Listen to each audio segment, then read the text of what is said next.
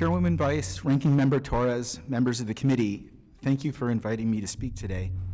Our founders famously established a republic, fearing direct democracy would lose sight of the common good. Less famously, they feared that if government were too indirect, Congress would lose touch with the common people. So they proposed capping the number of residents per district. Instead, Congress capped the number of districts. Americans today believe Congress has lost touch, but you represent 280 times the founders' limit. How could you stay in touch?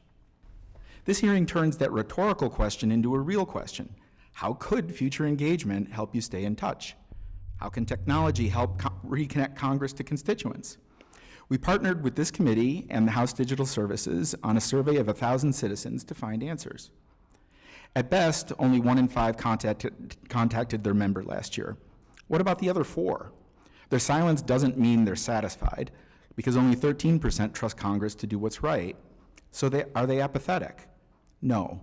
The vast majority are frustrated. They're frustrated because they believe Congress doesn't care what people like them think and only listens to organized interests and party activists.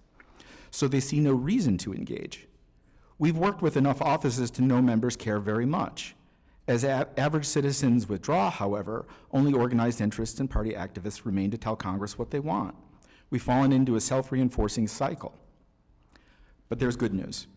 Governments around the world have used new approaches and technology to engage citizens in meaningful two-way communication.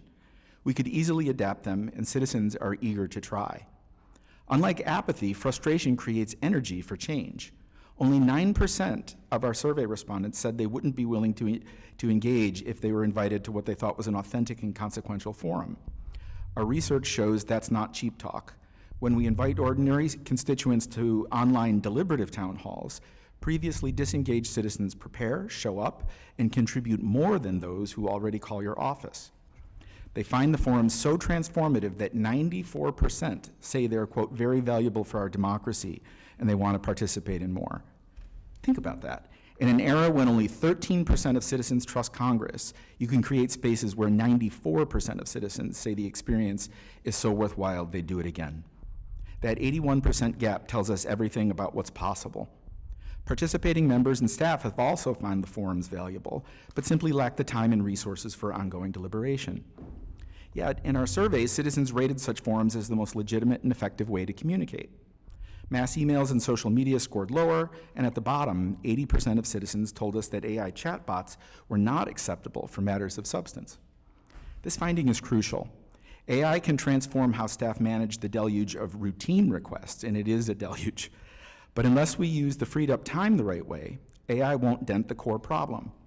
A customer service model makes sense for many important constituent service tasks, scheduling capital tours, tailing issue sentiments from correspondence, etc. But think about what customer service implies about representative government. You own the company, and citizens can take or leave what you're selling.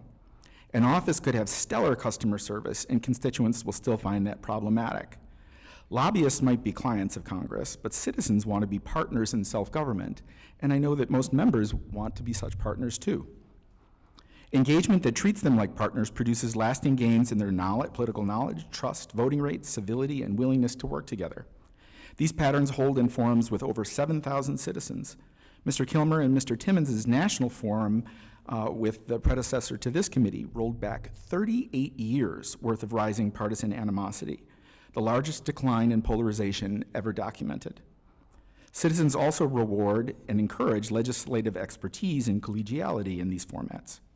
We've had similar success with official forums as part of the Chilean Constitutional Convention, the Good Friday Accords in Northern Ireland, and many others, with several more projects planned. Citizens are so frustrated with representative democracy that they're prepared to work around it through referenda and the like, and an alarming number are now willing to consider alternatives to democracy itself. But, like our founders, the vast majority would rather work with and through their representatives. That is, if we reimagine what that entails.